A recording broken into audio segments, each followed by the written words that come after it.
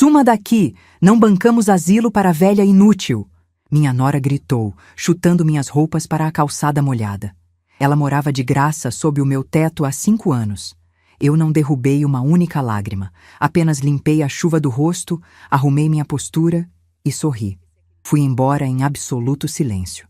3 dias depois, quando ela leu o aviso vermelho pregado na porta de entrada, o sangue simplesmente sumiu do seu rosto. A chuva não avisa quando vai mudar uma vida. Eu estava dentro de casa quando ouvi o barulho das malas sendo arrastadas. Não eram as minhas malas. Eram as malas da Fernanda, que havia me emprestado quando eu fui para o interior visitar a minha irmã no mês passado. Eu as tinha devolvido, mas continuavam no corredor porque Sérgio não as havia guardado no armário como eu havia pedido 3 vezes. E na 4ª vez, decidi que não pediria mais, porque eu já havia aprendido naqueles 5 anos de convivência que pedir 4 vezes ao Sérgio produzia o mesmo resultado que pedir uma. Nenhum. Ouvi o barulho das malas. Depois, ouvi a voz. A voz da Paloma tem uma característica que me incomodava desde o primeiro dia. Ela sobe de volume gradualmente, como se estivesse calibrando o quanto você aguenta antes de recuar. Ela havia aprendido em 5 anos de convivência que eu não recuava ao primeiro volume nem ao segundo. Então, naquela noite, ela foi direto para o terceiro, aquele tom que já não é mais discussão, é declaração de guerra. Suma daqui! Não bancamos asilo para velha inútil. Fiquei parada por 2 segundos completos. 2 segundos que eu levei para processar, não as palavras. As palavras eu havia ouvido antes, em variações, em formas menos cruas, mas com o mesmo núcleo. Mas o tom. O tom tinha algo diferente. Era o tom de quem já decidiu. De quem não está mais testando reação. Está executando um plano. Virei devagar. Paloma estava na porta de entrada, de braço cruzado. Aquela postura que ela adotava quando queria parecer maior do que não é pouco, porque ela tem 1,65 m e o porte de quem sabe usar o próprio corpo como argumento. 36 anos, cabelo escuro preso num coque que devia ter custado caro, porque ela sempre arranjava um jeito de cobrar os próprios serviços de beleza para o orçamento da casa, sem que ficasse escrito em lugar nenhum. Batom escuro naquela hora da noite, como se tivesse se arrumado para a ocasião. Perfume caro e enjoativo que ficava impregnado nas cortinas e que eu havia aprendido a associar, no último ano, a cada conversa difícil que ela iniciava. Minhas malas estavam na calçada, não as malas da Fernanda, as minhas. A mala grande, cor de vinho desbotado, que eu havia comprado numa viagem com o Cláudio em 2003 e que carregava naquele couro surrado a memória de aeroportos, de congressos de contabilidade, de fins de semana na praia, quando o Sérgio ainda era pequeno o suficiente para achar que viajar com a mãe era um privilégio. E a mala menor, preta, com o zíper lateral que só fechava se você puxasse para cima primeiro. Uma mania de objeto que eu conhecia de cor e que mais ninguém saberia abrir da primeira vez. Estavam na calçada, na chuva. Ela havia entrado no meu quarto, tirado as minhas malas, enfiado o que encontrou e colocado para fora enquanto eu estava na cozinha fazendo o jantar. Enquanto eu fritava o alho, aquele alho que eu colocava com precisão para não queimar, ouvindo o som específico do óleo que está na temperatura certa, cheiro que me lembrava da minha mãe, que me lembrava de toda a tarde de comida boa antes de tudo isso ficar complicado. Ela havia entrado no meu quarto e arrumado as minhas coisas como se eu fosse uma hóspede com diária vencida. Olhei para as malas. Olhei para ela. Paloma. A minha voz saiu igual. Exatamente igual ao que é sempre. Baixa. Cadenciada. Sem trêmulo. Esse controle de voz eu tinha desde os 20 e poucos anos, quando aprendi que mulher que levanta a voz em reunião de diretoria é chamada de histérica. E mulher que fala baixo e olha nos olhos é chamada de intimidante. Escolhi ser intimidante. Você tirou as minhas coisas do meu quarto? Do quarto que você ocupa na minha casa. Pausa. Na minha casa. Repeti sem inflexão, deixando o peso semântico fazer o trabalho. Essa casa é do Sérgio. E o Sérgio é meu marido. Portanto, ela fez aquele gesto de mão aberta, de professora explicando o conceito para criança lenta. É minha. Você está aqui porque a gente deixou, e a gente não está mais deixando. Virei para o Sérgio. Meu filho estava na soleira. Braços cruzados sobre o peito, o olhar fixo em algum ponto entre o chão da entrada e o infinito. Aquele olhar de quem praticou durante semanas não encontrar os olhos da mãe. 44 anos, 2 centímetros a mais que o pai em altura, o mesmo formato de ombros do Cláudio, que a vida foi enchendo de tensão onde antes havia leveza. Técnico em manutenção industrial, bom no que faz quando consegue se concentrar, homem que cresceu num lar onde a lógica era moeda de troca e que em algum ponto da vida adulta decidiu que era mais caro ter lógica própria do que adotar a de quem gritava mais alto. Sérgio, ele não levantou o olhar. Sérgio, essa é a sua mãe falando com você. Olha para mim. Levantou, mas olhou 1 centímetro acima dos meus olhos, não nos olhos. Sempre foi o truque dele. Parece que está te encarando quando na verdade está olhando para a sua testa. Mãe, as coisas ficaram insustentáveis, você sabe disso. Insustentáveis. Repeti a palavra como se a estivesse examinando. Em que sentido, especificamente? Você não deixa a gente ter espaço. Você critica tudo que a Paloma faz. A gente não tem paz. Não tenho paz, a Paloma emendou. É diferente. Você tem paz porque fica no seu quartinho e não vê. Quem não tem paz sou eu, que tenho que aguentar comentário e olhar de julgamento todo dia. Que comentário? Perguntei. Genuinamente. Porque eu havia praticado, nos últimos 2 anos, uma contenção que qualquer monge aprovaria. Havia aprendido a não comentar o cardápio que ela escolhia, e que invariavelmente era mais caro do que o meu orçamento para a semana, que era o único que contribuía de forma sistemática para as compras. Havia aprendido a não comentar os horários, a não comentar os amigos que chegavam sem avisar e ocupavam a sala até meia-noite.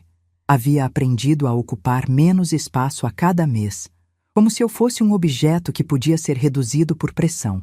Ah, não adianta fazer a desentendida. Estou pedindo um exemplo concreto. Eunice. A Paloma usou meu nome como quem usa ponto final. Não vim aqui para debate. Vim para te dizer que isso acabou. Você sai hoje. Olhei para minha mão direita. Essa mão que eu olhei não foi por gesto dramático, não foi teatral. Foi o tipo de coisa que o corpo faz quando a mente precisa ancorar. Você olha para algo concreto, familiar, real. E a minha mão direita era a coisa mais real que eu conhecia. Aquela mão que passou 38 anos segurando caneta, calculadora, processos, contratos, relatórios de auditoria, declarações de imposto, escrituras. A mão que havia assinado a escritura daquela casa. A mão que havia escrito cada cheque de cada reforma. A fiação nova em 2015 que evitou um incêndio que ninguém agradeceu. O encanamento que estourou em 2017 e que eu paguei em 4 parcelas sem reclamar. A caixa d'água trocada em 2019 porque a antiga estava com trinca e contaminando a água. O portão eletrônico que a Paloma havia pedido porque o portão manual era sem classe e que havia custado R$ 2.800 do meu cartão, parcelado em 6 vezes, sem que ela houvesse dito uma palavra de obrigado. Uma blusa branca que eu tinha desde os anos 90 estava estendida na calçada molhada como um pano de chão. Passei os olhos por ela. Era uma blusa simples, de tecido leve, que eu usava nos dias de trabalho de campo quando precisava de algo que não amassasse no trem, que não chamasse atenção, que fosse apenas funcional. Eu havia comprado em 94, numa liquidação de fim de ano, numa tarde em que o Sérgio tinha 6 anos e ficou segurando minha mão no corredor da loja enquanto eu escolhia entre branco e creme. Ele disse: "O branco, mãe, esse tem mais brilho." E eu comprei o branco. Estava no cimento encharcado. Olhei para ela por exatamente o tempo necessário para que a imagem ficasse registrada do jeito que eu precisava que ficasse. Não como trauma, mas como dado. Dado que eu ia precisar lembrar com precisão, dado que ia fazer parte do balanço. Endireitei os ombros. Limpei a chuva do rosto com as costas da mão esquerda. Não de dramaticidade. Da forma mais prática possível, porque a água estava escorrendo para dentro do colarinho e incomodando. Olhei para o Sérgio uma última vez. Ele continuou sem me olhar, e eu compreendi, naquele momento, com a clareza fria de quem fecha um livro-caixa depois de décadas, que não havia mais nada a dizer naquela soleira. Não porque eu havia perdido, mas porque aquela não era mais a arena. A arena certa estava em outro lugar, com outros instrumentos. E eu sabia exatamente onde era e exatamente quais instrumentos usar. Desci os 2 degraus da entrada. Peguei a mala grande pelo puxador, me abaixei e dobrei a blusa branca com cuidado. Não porque eu fosse recuperá-la, mas porque havia algo que eu me recusava a fazer, que era deixar um pedaço da minha história no chão como lixo enquanto eles assistiam da porta. Coloquei a blusa dobrada por cima das outras roupas na mala. Fechei o zíper. Peguei a mala menor. Puxei o zíper para cima primeiro, depois para o lado, do jeito que só eu sabia que funcionava. E fui embora, sem dizer nada. Não porque não houvesse o que dizer. Havia décadas de coisas para dizer. Havia todo o sacrifício que eu havia feito sem que ninguém pedisse, que eu havia feito porque era mãe e porque era o que a minha geração chamava de amor. Aquele amor que vai se contorcendo e diminuindo e ocupando cada vez menos espaço para que o outro caiba, até que você olha para o espelho um dia e percebe que não consegue mais encontrar onde você termina e onde a expectativa dos outros começa. Havia a gratidão que nunca chegou. Havia os favores que eu havia feito sem contabilizar, porque naquela época eu ainda achava que família não se contabiliza. E que agora eu sabia, com a precisão amarga de quem encontrou o erro numa auditoria, que essa crença havia sido o maior furo da minha vida financeira afetiva. Mas sou contadora. Sei o momento certo de fechar o balanço. Sei que a gritaria na soleira não é o lugar onde os problemas reais se resolvem. Sei que o lugar onde as coisas se resolvem é no papel, no cartório, na assinatura, no número de protocolo, e que para chegar lá com força era preciso sair dali com controle. Sai na chuva, sem guarda-chuva, com 2 malas e o peso exato de quem não está carregando arrependimento, está carregando plano. Caminhei 2 quarteirões até o ponto onde o sinal do celular pegava melhor. A chuva havia aumentado levemente. Ainda não era tempestade, mas havia largado aquela leveza enganosa e estava encharcando sério. Minha blusa, a que eu estava usando, estava colada às costas. O tênis havia enchido de água no 2º quarteirão. Liguei para a Fernanda. Ela atendeu no 2º toque, como sempre faz. Aquela velocidade de atender que não é apenas hábito, é caráter. A Fernanda tem 32 anos, é filha da minha irmã mais nova e é o tipo de pessoa que atende ligação às 11 da noite com a mesma disposição de quem atende às 2 da tarde, porque ela genuinamente não divide o mundo entre horário conveniente e inconveniente para ser prestativa. Tia Eunice, o que houve? A voz dela tinha aquele fundo de preocupação real, não a preocupação performática de quem quer demonstrar empatia, mas a atenção de quem já conhece o suficiente da situação para entender que uma ligação às 11 da noite debaixo de chuva não é coincidência. Preciso de um quarto por alguns dias. Pausa. Curta. Calculada. Estou mandando o endereço agora. Tenho sopa no fogão. Fui para a casa da Fernanda com 2 malas, o tênis encharcado, a blusa colada às costas e uma certeza que havia começado a se formar no momento em que eu havia endireitado os ombros naquela calçada.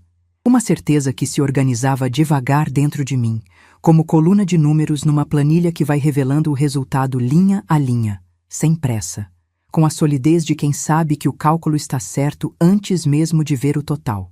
Eles haviam cometido um erro. Não o erro moral. Esse era evidente e antigo, e dores morais eu havia aprendido a catalogar sem me perder nelas. Haviam cometido um erro técnico, jurídico, documental. O tipo de erro que uma contadora de 38 anos de carreira reconhece de longe, porque é o mesmo tipo de erro que aparece em balanços fraudados, em contratos mal redigidos, em heranças que somem antes do inventário. A arrogância de quem acredita que a outra parte não vai verificar. E eu sabia exatamente onde estava guardada a prova. Não disse isso para ninguém naquela noite. A Fernanda me recebeu na porta com uma toalha e o olhar de quem entende que a hora de perguntar não é agora. Ela me levou para o quarto de hóspedes, que cheirava a lençol passado a ferro, aquele cheiro específico de casa organizada, que dói um pouco quando você está vindo de um lugar onde ninguém se preocupou com o detalhe de passar lençol desde quando você se lembra. Me serviu a sopa quente sem fazer pergunta. Ficou sentada comigo por alguns minutos, em silêncio, a mão dela coberta na minha.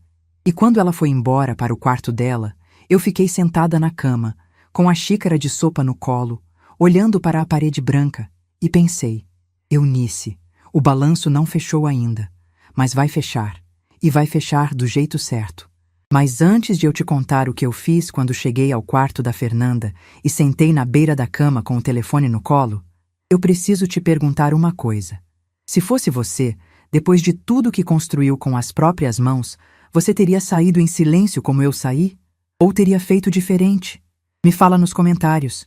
Passei os 2 primeiros dias na casa da Fernanda dormindo. Não de tristeza, de descarga. Existe uma diferença que leva tempo para aprender a reconhecer. Tristeza te mantém acordada, te faz revirar, te faz buscar o telefone às 2 da manhã para mandar mensagem que você vai se arrepender. Descarga te derruba. É o corpo cobrando o que você negou a ele durante meses de contenção. Os meses em que você dorme com um ouvido aberto porque a casa não é mais sua, nem mesmo no silêncio. Os meses em que você se alimenta rápido para não dividir a cozinha por tempo demais. Os meses em que você reduz o espaço que ocupa como se existir fosse uma inconveniência que você precisava minimizar por cortesia. Dormi 10 horas na primeira noite, 11 na segunda.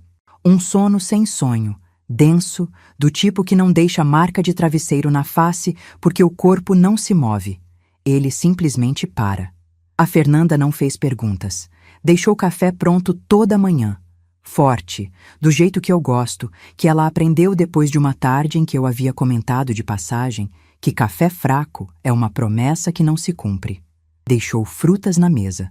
Trocou a toalha do banheiro sem avisar. São os cuidados pequenos que revelam o caráter das pessoas. Não os gestos grandiosos, mas os detalhes que pedem atenção e não exigem reconhecimento. No terceiro dia, acordei antes das 6.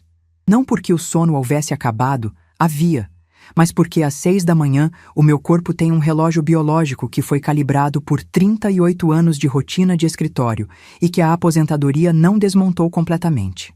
Às 6, alguma coisa em mim fica alerta. Não de ansiedade, de atenção.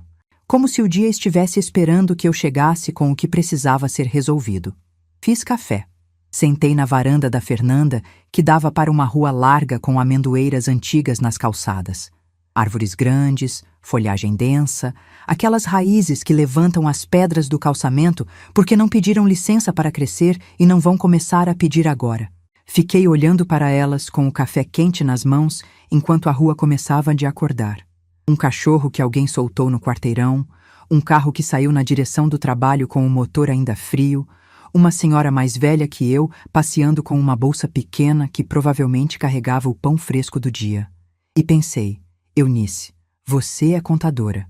Você passou quase 4 décadas encontrando inconsistências que outras pessoas não viram. O que você está vendo aqui que ainda não organizou? Peguei o caderninho que sempre carrego na bolsa. Um caderno pequeno, espiral, de capa preta, que uso para anotações rápidas desde que me aposentei, porque o hábito de registrar não some quando o cargo some. Abri numa página em branco. Escrevi no alto: fatos, ordem cronológica, sem emoção, e comecei a listar. Fato 1. A casa na rua do meu endereço, em Goiânia, bairro residencial, 3 quartos, foi comprada por mim em 1998 com recursos do meu próprio trabalho. Escritura registrada em cartório, ITBI pago, imóvel quitado. Nenhuma transferência, nenhuma doação, nenhum compromisso jurídico posterior que alterasse a titularidade. Fato 2. Sérgio e Paloma passaram a morar no imóvel há 5 anos, a convite meu, sem qualquer contrato formal de locação ou comodato, sem pagamento de aluguel, com contribuição variável e irregular para despesas fixas. Contribuição que, analisada com honestidade, era mais simbólica do que estrutural. Eu havia pagado IPTU de todos os anos, havia custeado reformas, havia arcado com manutenções. Fato 3. No período de convivência, identifiquei ao menos 2 ocasiões em que contas em meu nome ficaram com atraso quando deveriam ter sido pagas com valores que eles haviam se comprometido a transferir. A conta de água, cortada uma vez. O IPTU de 2 exercícios com juros de mora. Fato 4. E aqui eu segurei o lápis por mais tempo. Havia um documento. 3 anos antes, o Sérgio havia me apresentado um papel.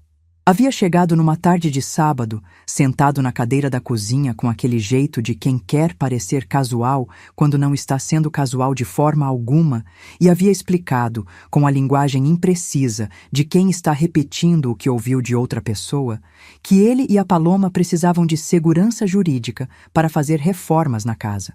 Que o banco onde eles tentavam abrir uma linha de crédito para melhorias havia pedido alguma documentação.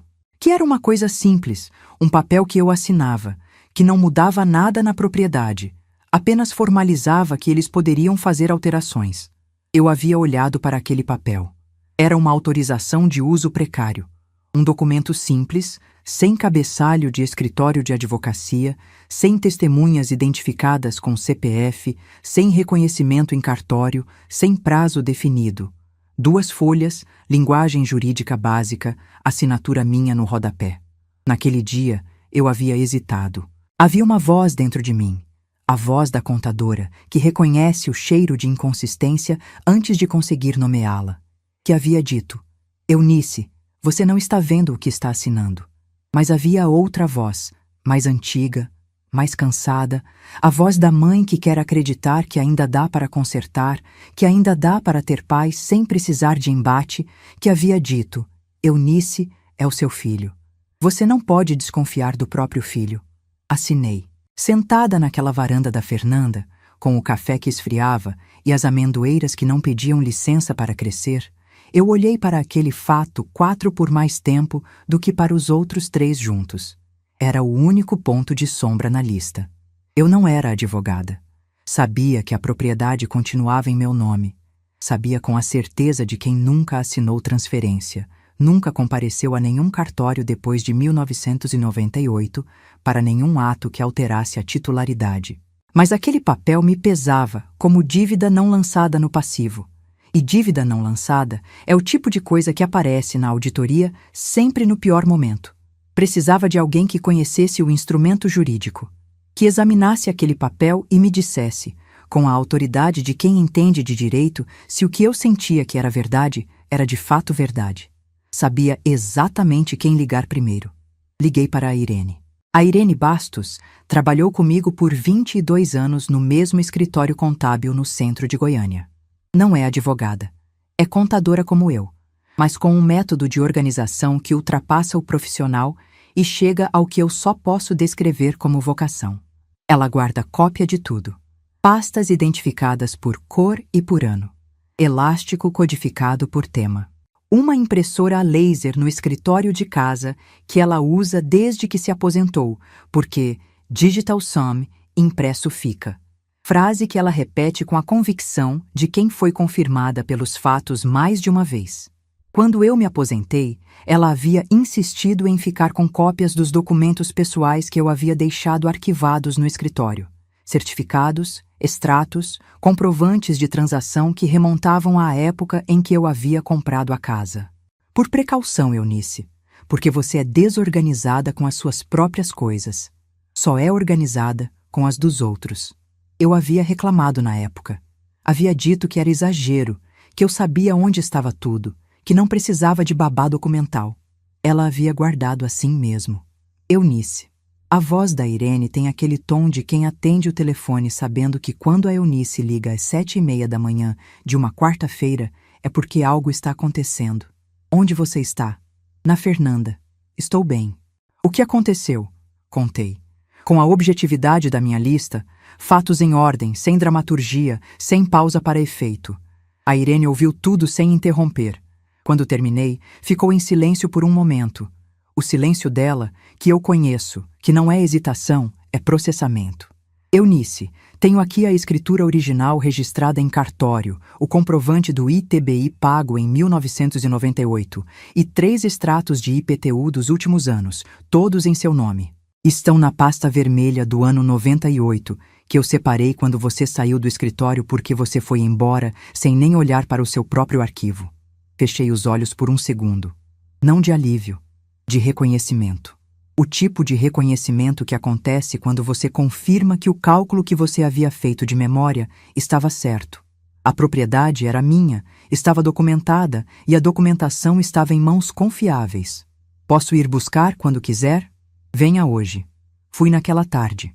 O escritório da Irene ficava no bairro dela, a 20 minutos de carro da casa da Fernanda. Uma sala adaptada no terceiro cômodo da casa, com arquivo de aço cinza, mesa de trabalho com papel mata-borrão verde e aquela impressora a laser que ela usava como argumento de autoridade documental. Ela me recebeu com café e com a pasta vermelha já em cima da mesa. Peguei a escritura nas mãos. Papel em cima, data de 1998, cartório de registro de imóveis, número de matrícula, meu nome completo com CPF, endereço do imóvel, valor de compra declarado, R$42 mil, que em 1998 era o equivalente a muitos anos de trabalho para uma contadora com o salário da época. Senti o papel entre os dedos. Aquele papel levemente mais espesso do que folha comum, com a textura fria de documento que passou por cartório, que tem fé pública, que não é promessa nem intenção, mas registro concreto e verificável. A casa era minha, em papel, em cartório, em número de matrícula. Naquele momento, alguma coisa que havia ficado tensa dentro de mim desde a noite da chuva se organizou. Não relaxou. Não era hora de relaxar. Organizou. Passou de ansiedade para clareza, de inquietação para plano. A Irene me olhou por cima do óculos. E o tal papel que você assinou? Preciso de alguém que entenda de direito imobiliário. O Almir, ela disse sem hesitar, porque é o tipo de mulher que já percorreu a cadeia de raciocínio antes de você terminar a frase. Marido da sua prima Célia. Tem escritório no setor Bueno. Liga hoje. Liguei no mesmo dia. O doutor. O Almir Nunes me atendeu em 2 dias. Uma tarde de quarta, horário de fim de tarde porque a secretária me avisou que o início da manhã estava tomado por audiências. Escritório enxuto no segundo andar de um edifício comercial sem marquise. Mesa de carvalho escura sem enfeite. 2 estantes de processo, xícara de café sem pires na beira da mesa, diploma emoldurado sem aqueles porta-retratos de família que advogados colocam para parecer acessíveis. Homem de poucos gestos, cabelo grisalho curto, olhar que não divaga. Me ouviu com atenção. Leu a escritura. Leu os extratos de IPTU. Leu a autorização de uso precário. Examinou cada parágrafo com aquele jeito de quem está procurando o furo específico, não fazendo leitura geral. Ficou em silêncio por uns 3 minutos. 3 minutos que eu passei com as mãos no colo, olhando para esta estante de processos, contando mentalmente as lombadas dos volumes para manter a mente ocupada enquanto ele trabalhava. Depois posicionou os documentos em paralelo na mesa e falou: Dona Eunice, a autorização de uso precário que a senhora assinou não tem registro em cartório, não tem prazo definido e não foi testemunhada por advogado com identificação. Para todos os efeitos legais, é um instrumento com validade muito discutível. A propriedade continua sendo integralmente sua. Respirei fundo. Uma respiração longa, pelo nariz, a tipo que você faz quando estava segurando algo que não percebeu que estava segurando. E o que eles podem alegar?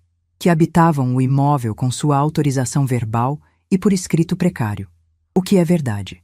Mas a autorização de habitação não gera direito à permanência indefinida, especialmente quando a proprietária formaliza a rescisão e solicita a desocupação.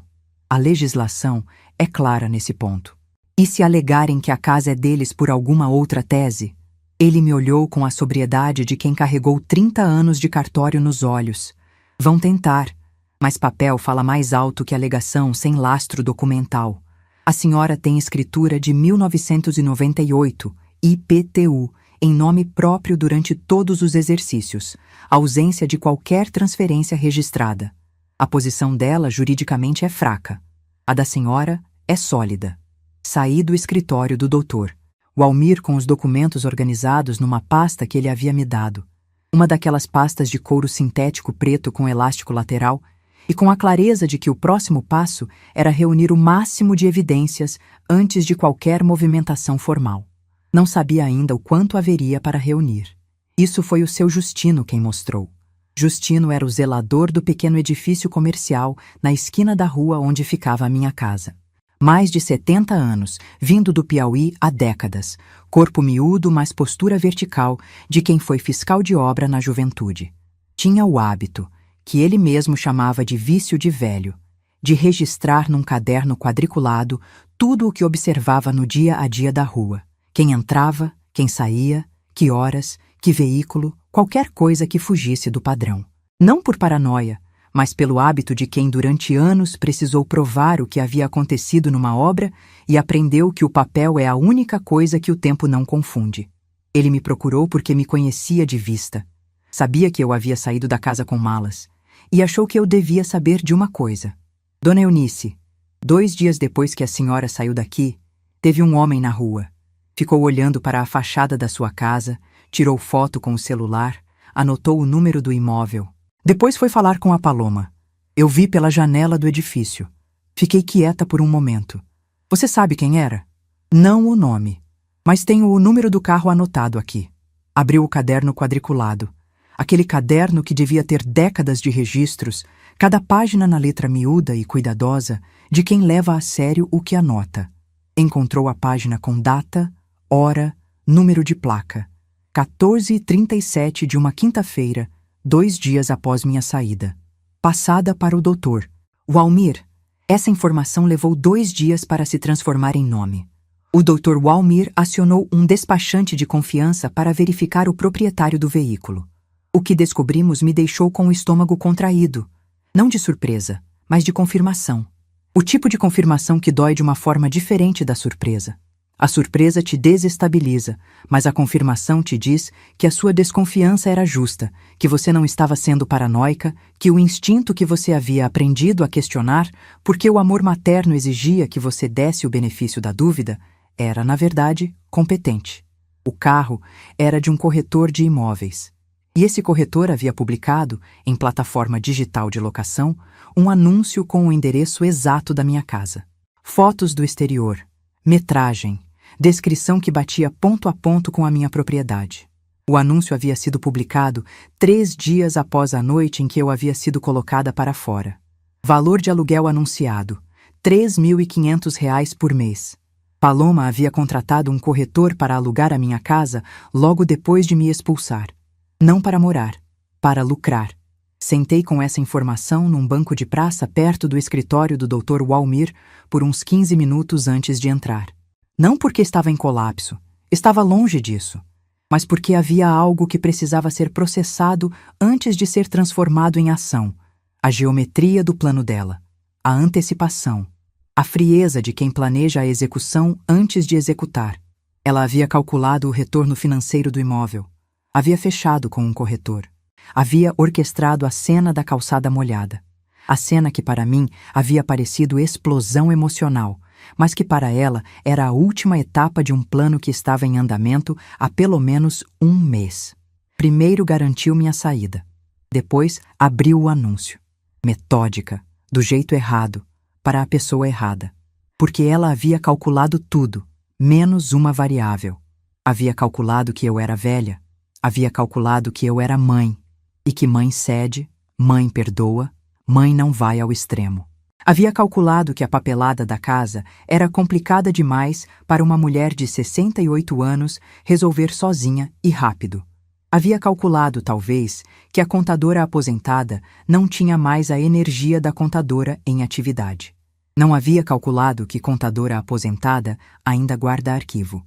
Entrei no escritório do doutor. Walmir com as informações do corretor, as capturas de tela do anúncio que o despachante havia salvado com data e hora, e o número de placa do veículo com o registro do seu Justino. Coloquei tudo em cima da mesa e disse: Walmir, eu quero que isso seja feito do jeito certo. Sem atropelo, sem gritaria. Quero que ela leia num papel o que está acontecendo antes de entender o que está acontecendo. Ele abriu um leve sorriso. O primeiro desde que eu havia entrado no escritório da primeira vez. Pequeno, contido, do tipo que não vai além dos cantos da boca, mas que tem mais substância do que uma gargalhada. Esse é exatamente o caminho correto, Dona Eunice. Vamos preparar a notificação. Nos dias que se seguiram, enquanto o Dr. Walmir preparava o instrumento, eu me reorganizei.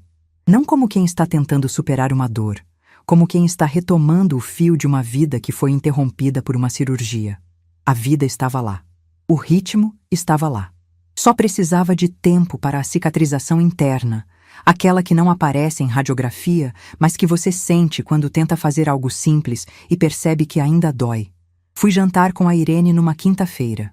Ela fez aquela macarronada dela com antepasto de tomate seco que eu conheço desde os anos 90 e que cheira a alho e manjericão de um jeito que me lembra tardes longas de sexta-feira no escritório, quando a gente ficava até mais tarde e às vezes mandava buscar comida ao invés de ir almoçar. Falamos de tudo menos do processo, por acordarmos implícito, porque havia coisas mais antigas e mais boas para falar.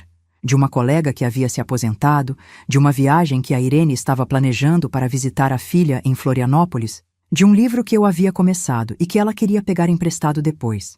Foi a primeira vez que rir saiu sem esforço naquelas semanas.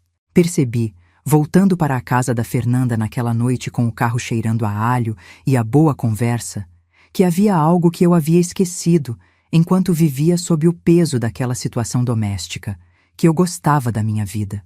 Que antes de tudo dar errado, havia uma vida que funcionava. Não perfeita, não sem solidão, mas digna, com amizades reais, com trabalho que eu amava, com cheiro de café forte às 6 da manhã e a satisfação de um número que fecha. E que essa vida não havia ido embora. Havia ficado esperando. Uma noite, 2 dias antes da notificação ser entregue, não consegui dormir. Fiquei acordada com o teto branco do quarto da Fernanda, ouvindo o silêncio da rua lá fora, e pensei no Cláudio. Pensei em como ele teria reagido a tudo isso. Provavelmente com aquela raiva quieta dele, que se manifestava como um silêncio mais longo do que o usual. Ele ficava quieto, mexia no relógio no pulso com o polegar, olhava para a janela. E depois, invariavelmente, depois que o silêncio havia processado, ele dizia alguma coisa precisa. Não consolador, preciso. Era o que eu mais amava nele, a precisão emocional. Chorei um pouco, não pelo Sérgio, não pela casa, pelo Cláudio, pela ausência dele que tem aquele peso físico específico que eu havia descrito para a Fernanda uma vez como o peso de uma cadeira que continua ocupando espaço no cômodo depois que a pessoa foi embora. Aquela ausência que não diminui, que você aprende a carregar sem deixá-la paralisar, mas que não fica menor com o tempo, apenas fica mais familiar.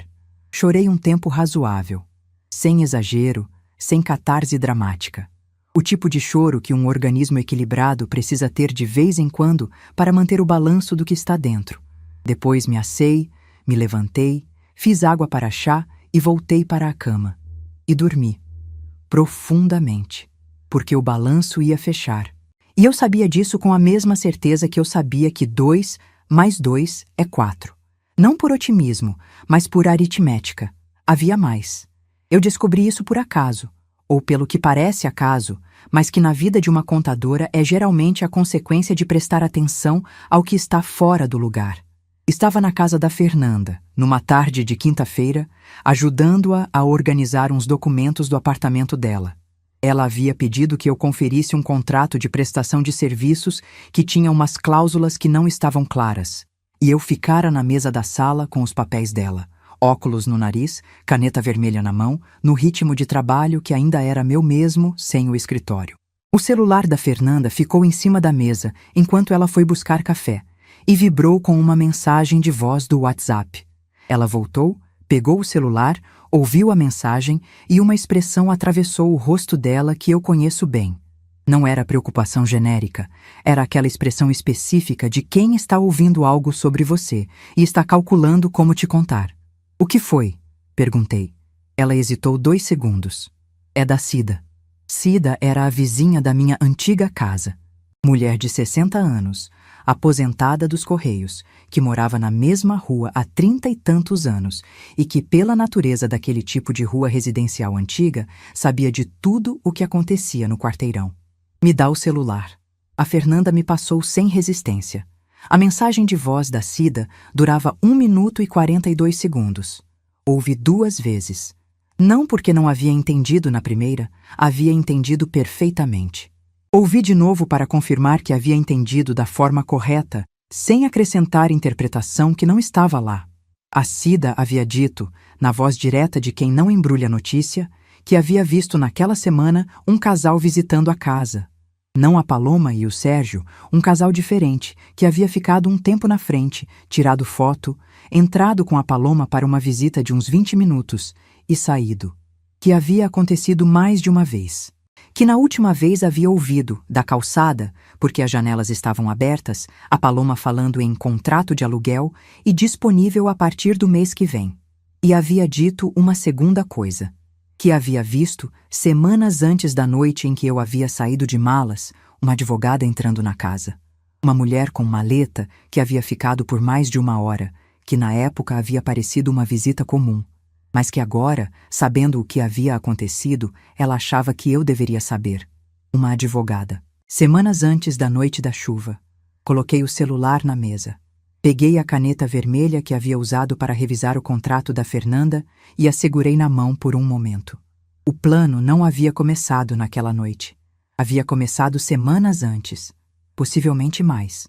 A cena da calçada molhada não havia sido explosão, não havia sido impulso, não havia sido nem mesmo oportunismo. Havia sido execução. Passo final de uma linha do tempo que havia sido pensada, consultada, planejada com assistência jurídica, e então posta em marcha com a frieza de quem havia calculado que a proprietária do imóvel não resistiria. Liguei para o Dr. Walmir imediatamente. Contei o que havia ouvido. Ele ficou em silêncio por um momento. Depois disse: "Isso confirma a intenção anterior. Não altera a solidez da nossa posição, mas adiciona profundidade ao conjunto probatório. Precisamos de mais 2 elementos: a identidade dessa advogada, se possível, e o máximo que conseguirmos documentar sobre as visitas dos candidatos a locatários. A Cida pode testemunhar?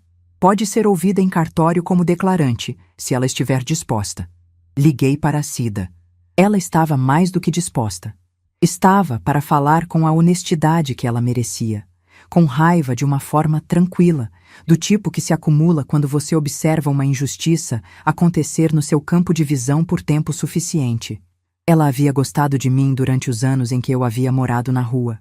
Havia gostado da forma como eu cuidava da casa, da forma como eu cumprimentava as pessoas, da forma como eu havia plantado as samambaias que todo mundo achava bonitas, e havia desaprovado, em silêncio e com crescente desconforto, a progressão daquilo que havia observado.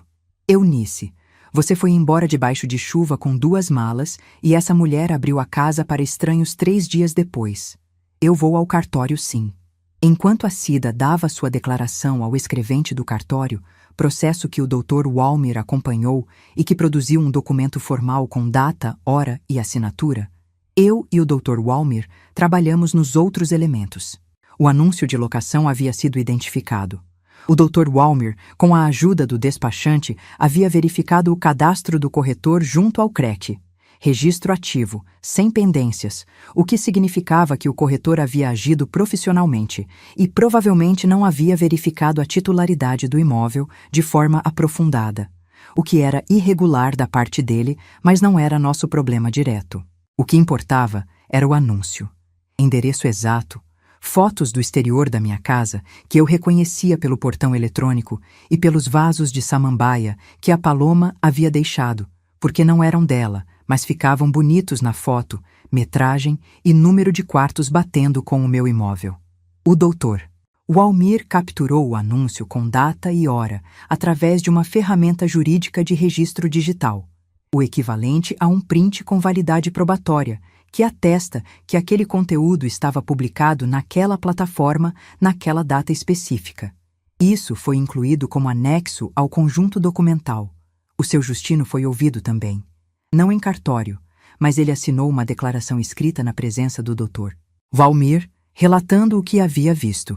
O homem que ficou olhando para a fachada, tirou foto, anotou o número do imóvel, foi falar com a Paloma. Data, hora, número de placa. A declaração foi reconhecida em firma. Quando o Dr. Walmir colocou tudo em cima da mesa na nossa última reunião, antes de redigir a notificação, eu fiquei olhando para aquele conjunto por um momento. Escritura de 1998. Extratos de IPTU de todos os anos em meu nome. Ausência de qualquer instrumento registrado em cartório, cedendo o direito de posse. Anúncio de locação com data e endereço. placa do veículo do corretor com registro do seu Justino, declaração da Cida descrevendo as visitas de candidatos a locatários e a presença de advogada semanas antes. Era um dossiê, não de acusação, de documentação, que é algo diferente e muito mais poderoso. Acusação pode ser contestada com narrativa. Documentação só pode ser contestada com documentação melhor. E documentação melhor, nesse caso, não existia, porque a história que os documentos contavam era simplesmente a verdade. E a verdade, quando bem arquivada, não tem lacuna por onde entre tese contrária.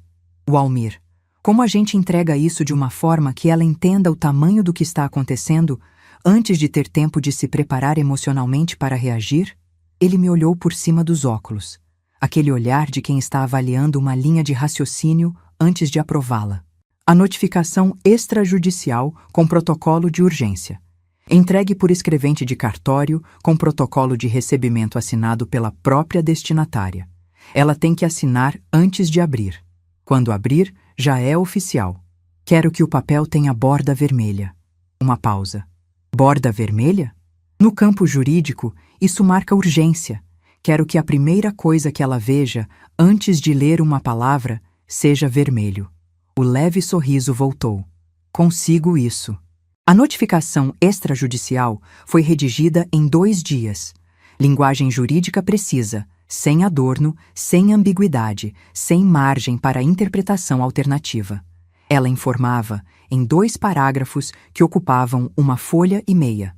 Primeiro, que a proprietária do imóvel, Eunice Barbosa, escritura registrada em cartório desde 1998, matrícula número tal, formalizava a rescisão da autorização de uso precário concedida verbalmente aos ocupantes. Os ocupantes tinham 30 dias para desocupar voluntariamente o imóvel, com retirada de todos os pertences, devolução das chaves e quitação dos débitos gerados durante o período de ocupação, incluindo o IPTU, em atraso dos 2 exercícios anteriores. Segundo, que a proprietária havia tomado ciência de um anúncio de locação do imóvel publicado em plataforma digital, com fotos e dados identificáveis, sem autorização da proprietária. Esse ato configurava o uso indevido de bem alheio para finalidade lucrativa. A documentação pertinente, capturas de tela do anúncio com data e hora, número de placa do veículo do corretor com registro de data e hora por terceiro e declaração de testemunha ocular das visitas, havia sido encaminhada ao cartório como anexo da notificação e estava à disposição para fins legais. O documento tinha borda vermelha na margem superior. Nas margens laterais também, porque o doutor, Walmir, havia entrado no espírito da coisa. Ficou bonito, do jeito que a verdade fica quando está bem formatada. O escrevente do cartório bateu na porta às 10 da manhã de uma quinta-feira. Eu estava do outro lado da rua. Fernanda havia insistido em me acompanhar. Ela havia dito com aquela firmeza dela que não pede permissão, mas também não impõe. Tia, você vai precisar de testemunha dos seus próprios sentimentos, não só dos fatos. Não entrei no argumento. Aceitei. Estávamos dentro do carro, estacionadas a uns 50 metros da entrada da minha casa, com ângulo direto para o portão. O motor estava desligado. Não havia nada para fazer além de esperar. O escrevente era um homem de uns 40 anos, terno cinza, pasta de couro, postura de quem cumpre dezenas de atos iguais a esse por semana e aprendeu a separar o conteúdo dos documentos da própria função de entregá-los. Bateu no portão com aquela batida específica. 3 pancadas espaçadas que não são hostis nem íntimas, são apenas oficiais. Paloma abriu a porta em menos de 1 minuto. Ela estava com aquele visual de casa, cabelo solto, blusa larga, a postura relaxada de quem não estava esperando visita formal. Vi da janela do carro a expressão dela ao ver o terno e a pasta. Aquela expressão de quem recalibra rapidamente, que sai de quem é para deve ser coisa do corretor, com a velocidade de quem tem expectativas sobre o tipo de visita que pode chegar. O escrevente se identificou. Apresentou o envelope. Branco, grosso, com o timbre do cartório no canto superior esquerdo. Pediu que ela assinasse o protocolo de recebimento. Ela assinou com a naturalidade de quem está assinando recibo de entrega, aquela formalidade automática de assinatura que você faz sem ler porque vai ler depois. Depois, o escrevente disse com a voz neutra e precisa de quem cumpre protocolo. A senhora pode verificar o conteúdo, se preferir. É uma notificação extrajudicial sobre o imóvel. Ela abriu ali mesmo. Viu o momento em que os olhos dela encontraram a borda vermelha. Ela não piscou de imediato. Ficou um segundo com aquela expressão de quem está lendo rápido demais para processar. Os olhos percorrendo o papel de cima a baixo com aquela velocidade de leitura que não absorve, só escaneia. Depois, os olhos pararam. Ela voltou ao início. Leu mais devagar. Virou a página, chegou ao segundo parágrafo. E eu vi, da janela do carro, a 50 metros, sem ouvir uma palavra, o momento em que a compreensão chegou. É um processo físico. Quem não sabe que existe não reconhece, mas eu havia visto dezenas de vezes em auditoria. O momento em que alguém que acreditava que o erro estava escondido, descobre que estava documentado. A palidez não começa na face. Começa no pescoço, sobe e chega às bochechas como maré que avança mais rápido do que parece possível. Os olhos ficam ligeiramente mais abertos. A mandíbula solta 1 milímetro. O corpo perde um pouco de altura, como se os joelhos tivessem absorvido o impacto antes de qualquer outro músculo. Ela releu. Virou a página de volta. Releu. Depois se apoiou na porta. Os joelhos dobraram levemente. Ela se segurou na maçaneta com uma mão.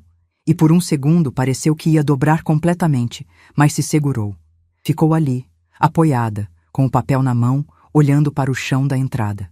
O escrevente aguardou por alguns segundos. Depois informou que o protocolo estava assinado e que o documento era válido a partir daquela data.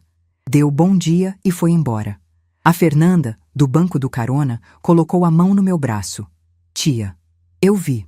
Como você está?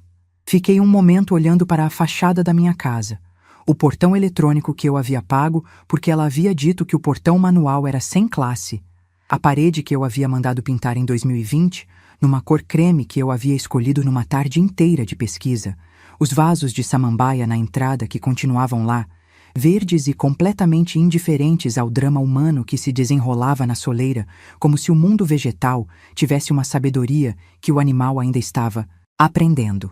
Estou bem, respondi. E era verdade. Não de um jeito forçado, não de um jeito que precisava de convencimento. Era verdade da forma que uma soma correta é verdade, porque os números estavam certos. 3 dias depois, o Sérgio me ligou. Eu havia esperado essa ligação. Sabia que viria. Não sabia se viria do Sérgio com voz própria ou do Sérgio com a voz que ele usava quando havia sido instruído pela Paloma sobre o que dizer. Pela entonação, era a segunda. Voz de menino apanhado. Aquela que ele havia desenvolvido desde os 17 anos, aquele timbre levemente mais agudo do que o usual. A fala que saía um pouco mais rápida do que o normal, como se a velocidade prevenisse interrupção. Disse que a Paloma havia exagerado, que ele não sabia do anúncio de aluguel, que as coisas tinham saído do controle. Ouvi tudo. Não o interrompi, não acrescentei. Não sinalizei concordância nem discordância enquanto ele falava. Deixei que ele terminasse, que chegasse ao ponto em que a fala ficava sem mais material e o silêncio se instalava. Depois disse: Sérgio, você estava na porta quando ela chutou as minhas roupas para a chuva. Você viu e não disse nada. Esse silêncio tem peso, e eu não tenho mais condições de fingir que não tem. Mãe, o Dr. Walmir está disponível para tratar de qualquer assunto relacionado ao imóvel. Para assuntos pessoais, quando você tiver algo concreto a dizer, não desculpa, não explicação, algo concreto, me liga. Desliguei. Fiquei com o celular na mão por um momento. Não de angústia, de inventário. O que eu estava sentindo naquele momento. Procurei. De verdade procurei, porque me recuso a mentir para mim mesma. Encontrei tristeza. Não a tristeza aguda de quem acabou de perder. A tristeza sorda de quem já havia perdido há algum tempo e estava finalmente reconhecendo o que era, sem a camada de esperança que impede o diagnóstico correto. Havia perdido o Sérgio antes da noite da chuva.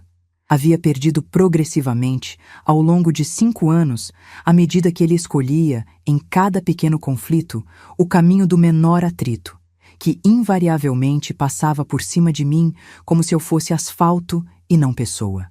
A noite da chuva não havia sido traição súbita.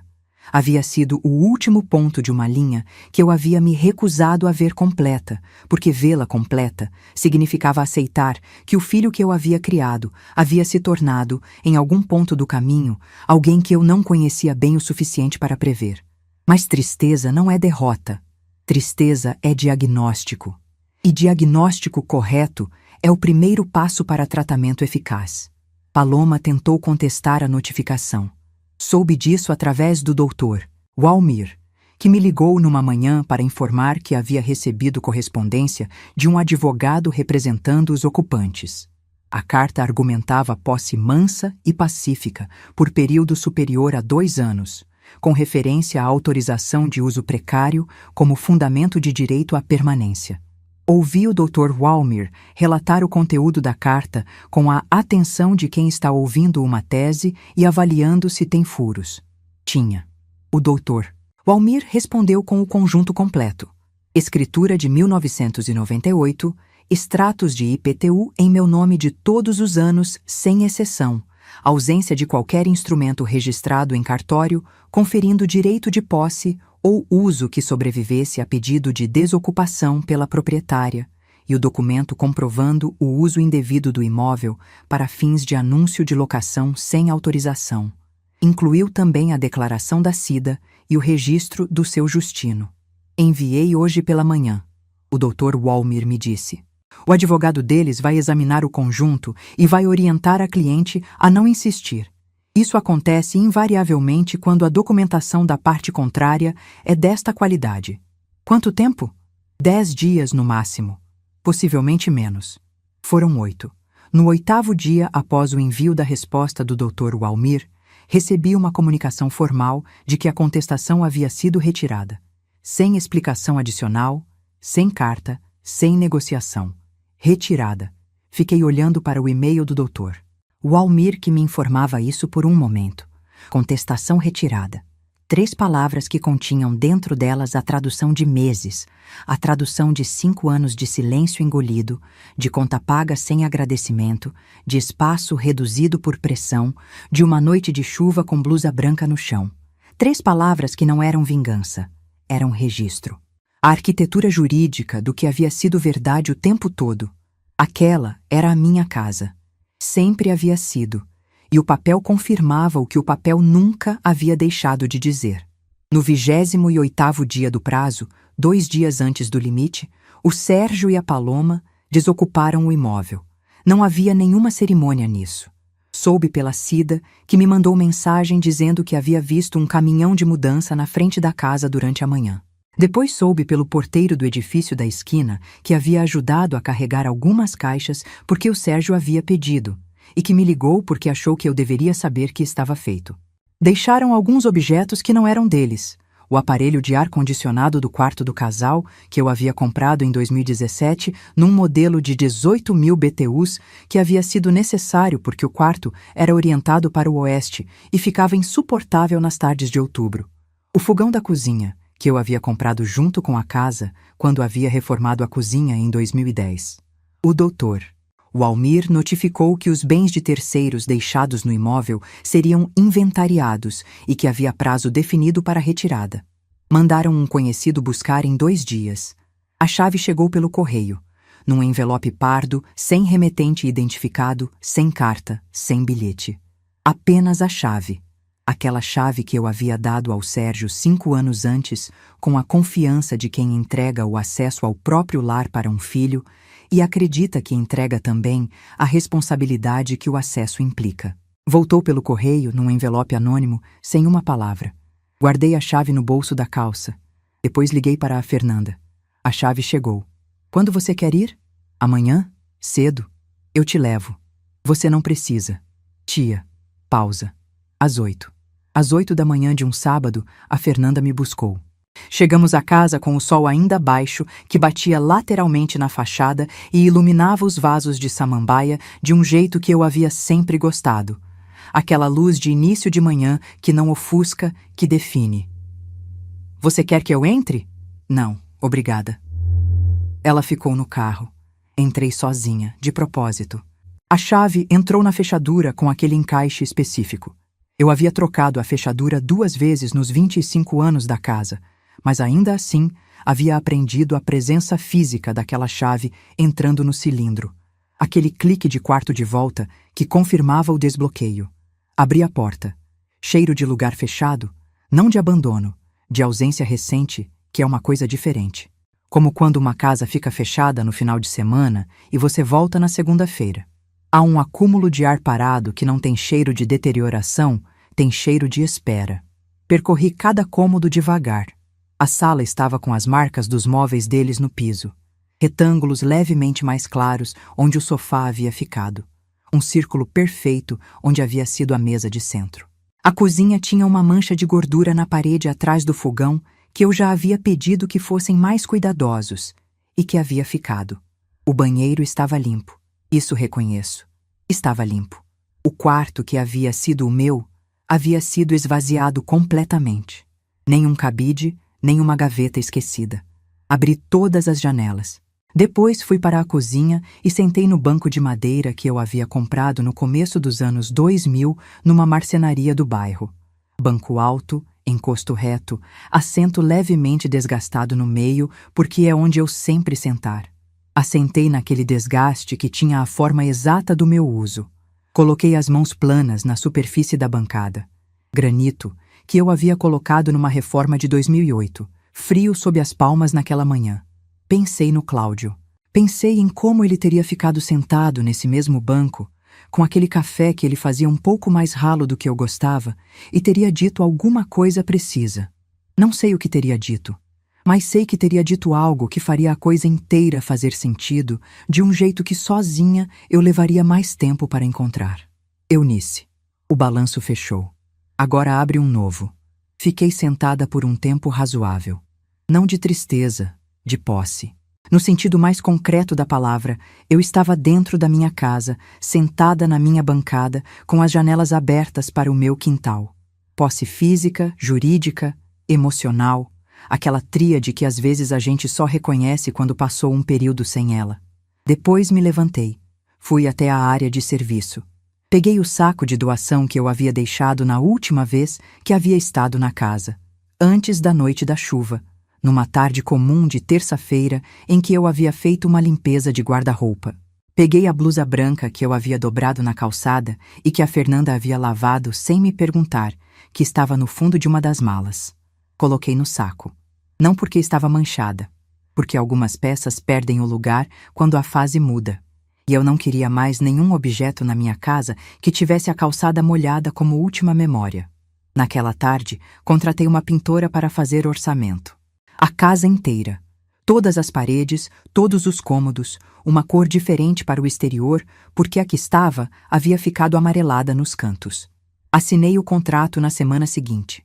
Troquei as fechaduras. Todas. E fui à mesma loja onde havia comprado as samambaias da entrada. Há uns 12 anos, numa tarde de fim de semana, com o Cláudio. E comprei uma nova. Não porque as que estavam lá estivessem ruins. Estavam ótimas, crescidas, com aquela exuberância de planta que nunca pergunta de quem é a calçada, apenas cresce. Mas eu queria uma que fosse só minha, plantada depois que a página virou. Uma que não tivesse testemunhado nenhuma versão daquela história que eu não queria mais carregar.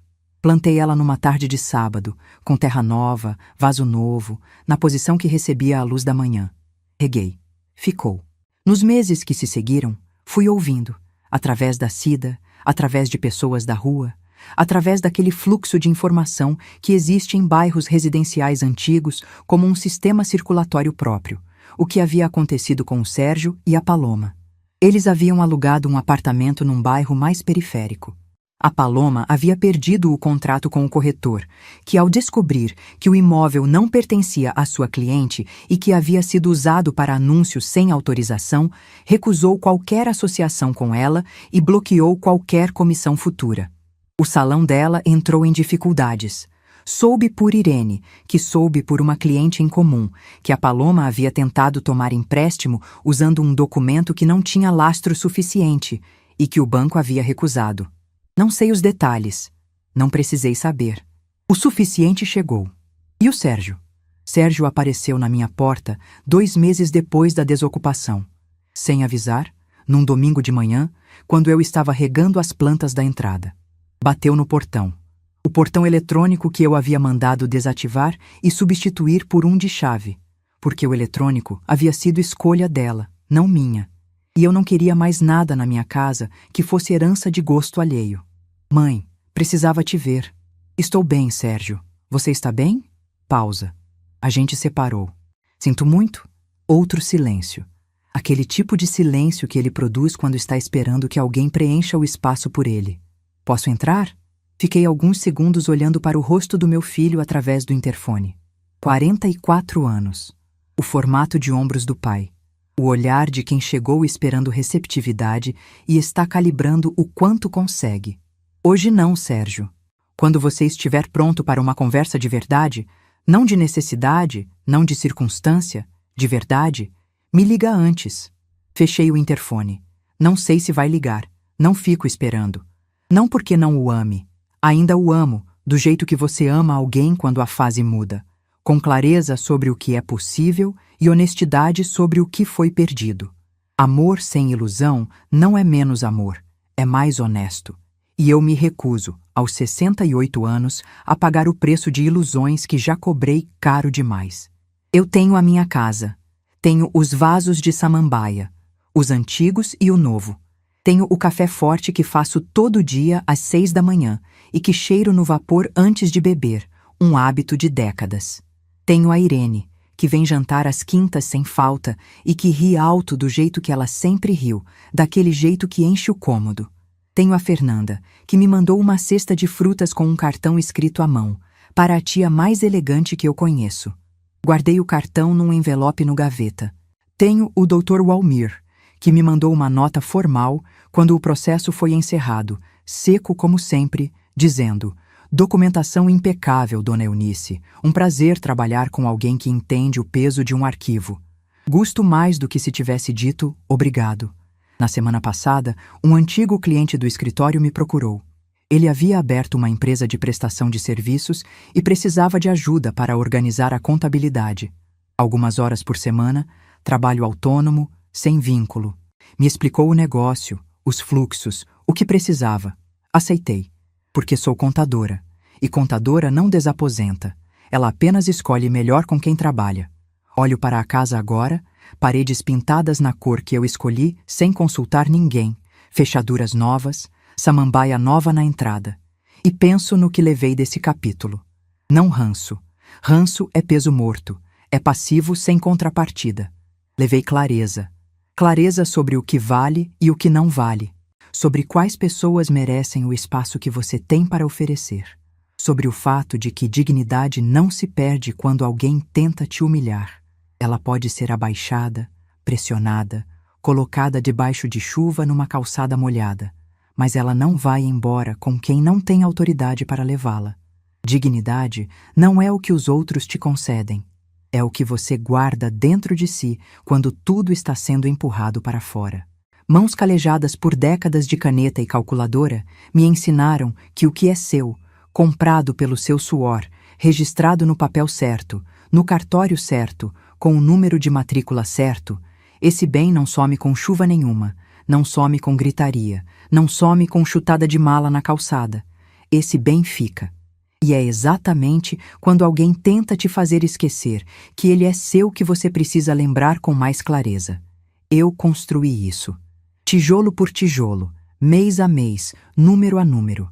E nenhuma assinatura num papel ruim apaga o que está lavrado no registro certo. Quem me expulsou debaixo de chuva não sabia que eu carregava na bolsa a escritura que valia mais do que qualquer coisa que ela poderia tomar. E que papel molhado seca. Mas a escritura registrada em cartório não some com chuva nenhuma. Se essa história chegou até você, é porque ela te tocou em algum lugar que você reconhece. Compartilha com quem precisa ouvir que não é tarde para virar o jogo. Clique em se inscrever para não perder a próxima história. Ela já está passando na tela. A dignidade tem mais formas do que a gente imagina. Vem assistir.